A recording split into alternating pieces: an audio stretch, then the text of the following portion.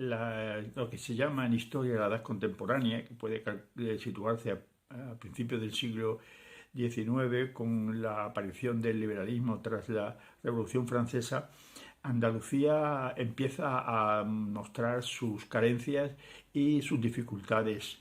Es injusto porque Andalucía va a cooperar con creces en la llegada de un régimen de libertad, empezando por la resistencia contra los franceses.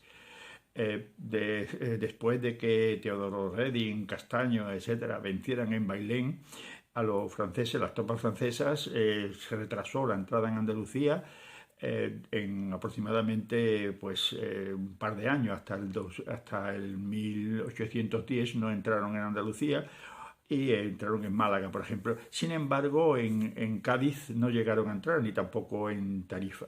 Es un cerco que los gaditanos resistieron y las gaditanas cantaban eso de con las bombas que tiran los franceses.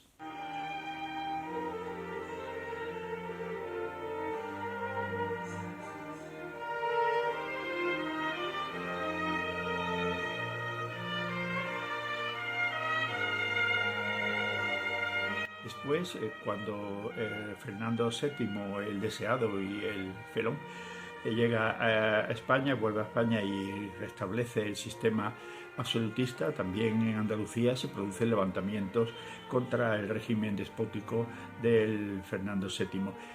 Por ejemplo, podemos citar el intento de Torrijos, que fracasó en su desembarco en Málaga en el 1831, o la más importante, que fue la de 1820, cuando el general Riego se levanta en Cabeza de San Juan y establece un régimen de libertad en toda España, que es el llamado trienio liberal, que por desgracia también fracasa, y eso se debe un poco al ADN español. Nos faltaron los intentos en Andalucía por llevar a cabo un régimen de libertades a lo largo del siglo XIX. No hubo carlismo, muy poco carlismo, que es un absolutismo trasnochado, quizás en Andalucía, muy poco, quizás en la zona de Córdoba, Montilla, etcétera, algunos carlistas. Por lo tanto, no hubo gran sangría en Andalucía por la cuestión carlista, sí más en el norte, concretamente en Cataluña y en el País Vasco, en la Vascongada, en el 1834. Posteriormente, Andalucía se convertirá también en la base donde las tropas españolas van a pasar a Marruecos para la lucha contra el sultán por los ataques a Ceuta y Melilla. Los puertos de Málaga, Cádiz y Algeciras se convierten en los lugares de salida de esas tropas con su destino a Ceuta y su llegada a Tetuán en el febrero de 1860.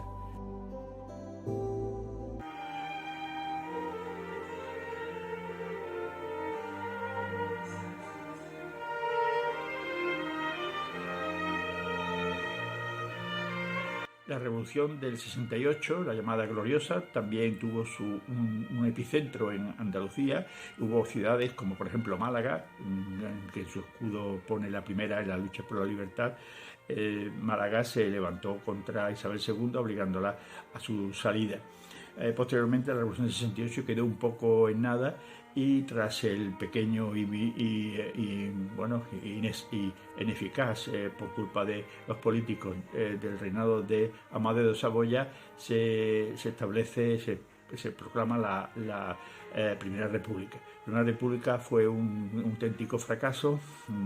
Se llegó en la lucha entre los unionistas y los federalistas, vencieron los federalistas y se llegó a un sistema de ultrafederalismo o cantonalismo. En Andalucía se establecieron cantones en muchos sitios, Málaga, en Sevilla, en Algeciras, en Córdoba. Es decir, en casi todas las provincias hubo un estado independiente, lo cual era una auténtica locura. El regreso del rey o de los Borbones con Alfonso XIII y Cánovas del Castillo, precisamente un andaluz nacido en Málaga, cuyo padre, o mejor dicho, su abuelo, luchó contra los franceses, cuando los franceses entraron en Málaga, pues con Cánovas del Castillo se restaura la monarquía y hay un periodo de cierta tranquilidad que no deja de provocar conflictos. Conflictos fundamentalmente en el campo, porque el campo en Andalucía se enquistó en una situación de propiedad abusiva por parte de los grandes propietarios.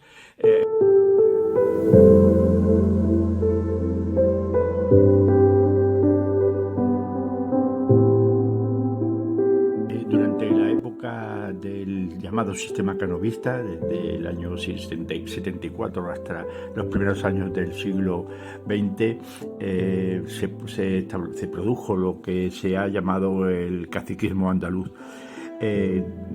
Cánovas era partidario del sistema alternativo de poder, de alternancia de poder que había observado en Inglaterra, y quería transportarlo a España, pero sabía perfectamente que un sufragio universal y quizás también una libre elección por parte del pueblo de sus dirigentes no era factible en España. Por eso estableció un sistema que consistía en el que el cacique, que era el señor que dominaba, que controlaba al pueblo en cada uno de los pueblos y ciudades de Andalucía y de otro resto de España, pero en Andalucía fue especialmente importante.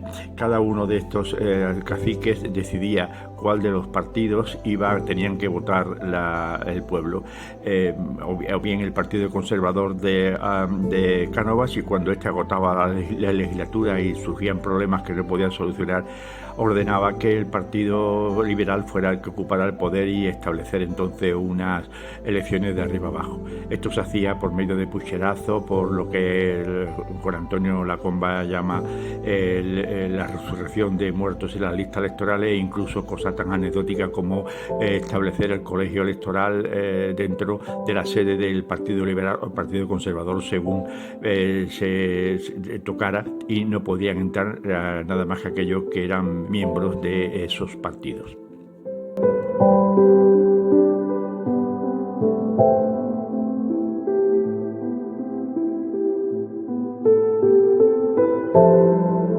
Dando un salto en la historia, pues llegamos al siglo XX. Los Borbones durarían con Alfonso XIII hasta el 1961, en el que se proclamó la República. La República vino dando muchas esperanzas a los españoles y a los andaluces en concreto, con una reforma agraria que llenó de esperanza a los campesinos sin tierras.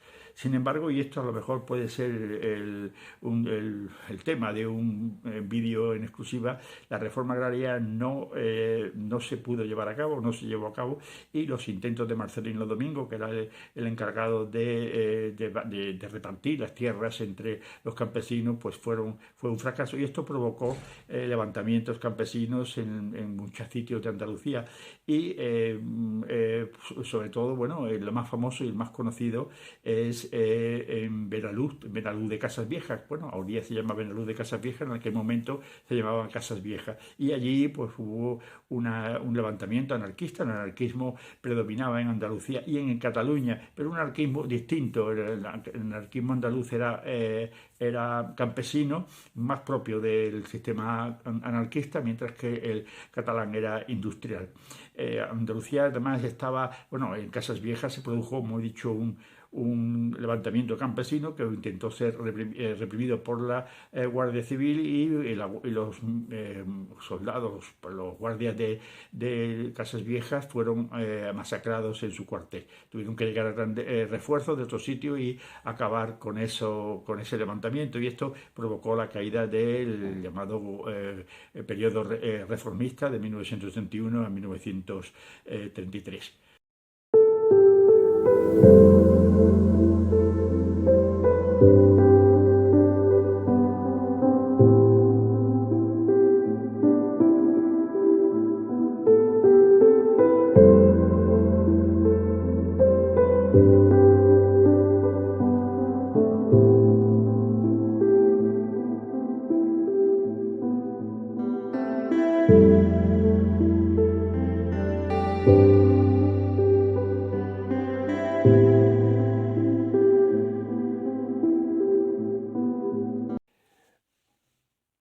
La Segunda República terminaría, como todo el mundo sabe, con el golpe de estado del militar en julio de 1936, con la consiguiente guerra civil, que se va a extender hasta el 1939. Andalucía va a sufrir lo mismo que el resto de España, los ataques de uno y otro bando. Nada más que declararse la guerra y saberse el golpe de estado, se produjo fusilamientos, encarcelamientos en las ciudades que no habían sido tomadas por las tropas de Franco, y posteriormente, cuando éstas entraron en esas ciudades, pues se produjo lo contrario, es decir, encarcelamiento y fusilamiento de los que habían defendido la República. Por ejemplo, es el caso de Málaga, cuando fue tomada por las tropas nacionales en el año 1937, y la población, una parte de la población, evidentemente tuvo que huir por la carretera de Almería, hacia Almería, siendo bombardeada por barcos de la flota nacionalista.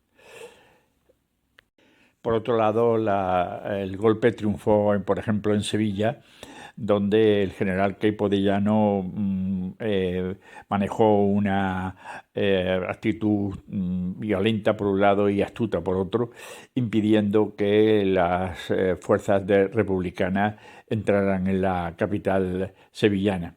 Se produjo la consiguiente represión de todos aquellos que se habían mostrado fieles a la República, y sobre todo es de destacar la catástrofe que supuso el envío desde Huelva de lo que se llamó la colonia minera, en la que todos fallecieron, y los que algunos fallecieron, y los que no fallecieron fueron condenados a muerte y fusilados unos días después.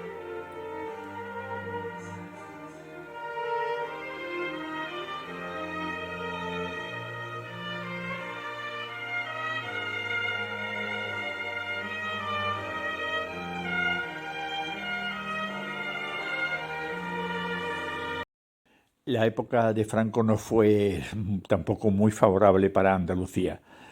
En un régimen totalitario, sin embargo, estaba dominado por una serie de intereses o de fuerzas económicas y sociales. Franco creó el Instituto Nacional de Industria para, al parecer, repartir las industrias que se iban creando por toda España. Sin embargo, la mayor parte de ellos fueron a Cataluña, siendo Andalucía pues perjudicada, con muy pocas inversiones y solamente la fundación, el establecimiento de dos fábricas dedicadas a la industria militar, como fue los astilleros de San Fernando y la empresa Casas, de construcción de aviones, que se estableció en Sevilla. Era una empresa que sí que admitían a mano de obra, que absorbieron mano de obra, pero que eran pues peligrosas en el caso de una conflagración. Esta situación provocó que se produjese una masiva salida de andaluces hacia la emigración. Una parte de ello fue hacia Cataluña, convirtiéndose en los catalanes llamaban charnego, que ocuparon trabajos que ellos no querían. Trabajo en el metro, trabajo de doméstico, en el servicio, etc. Otra parte de andaluces se dirigirían hacia Europa, a la industria que estaba desarrollándose después de la Segunda Guerra Mundial, en países como Francia, Bélgica, Holanda, Suecia, Luxemburgo, etc.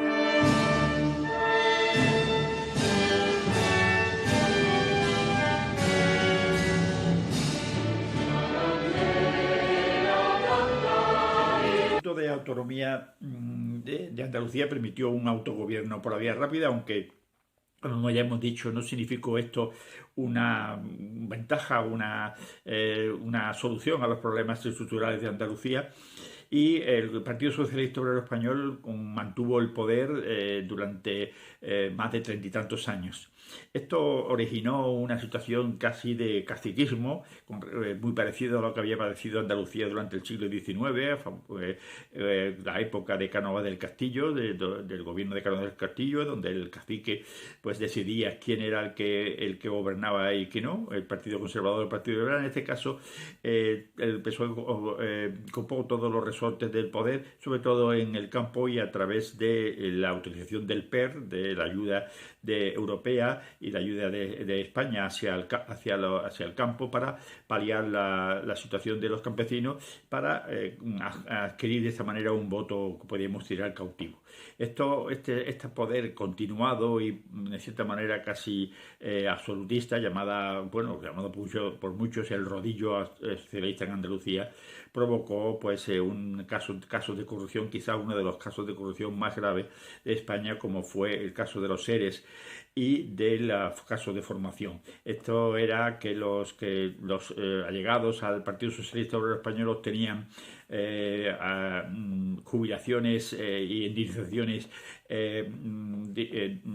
muy suculentas cuando no tenían ningún contacto con algunas empresas que habían solicitado ERES, e incluso a empresas que estaban bien, que no tenían ningún problema, sus dueños, sus empresarios, pues aceptaron la ayuda de los ERES para obtener un dinero y cerrar la empresa. Esto provocó una situación de alarma social en toda Andalucía, incluso en toda España, a pesar de que durante un tiempo en el que los ERES se fueron sucediendo después del gobierno de Manuel Chávez y de Griñán con Susana Díaz, a pesar de todo siguió gobernando el PSOE hasta que finalmente pues sería desbancado por primero una coalición de PP y Vox, dirigido por el gobierno, presidencia de la Junta por Juanma Moreno, y finalmente las últimas elecciones con una mayoría absoluta de Juanma Moreno, que es el que sigue gobernando en este momento Andalucía. Los seres se solventaron con un macro juicio, que condenó a muchos de los dirigentes socialistas, consejeros e incluso presidente. Manuel Chávez fue condenado a la deshabilitación política, algo que ya no le importaba porque estaba en el retiro, y Griñán fue condenado a la cárcel, creo recordar 6 años, aunque todavía por motivos de salud no ha entrado en prisión y no se sabe cuándo entrará.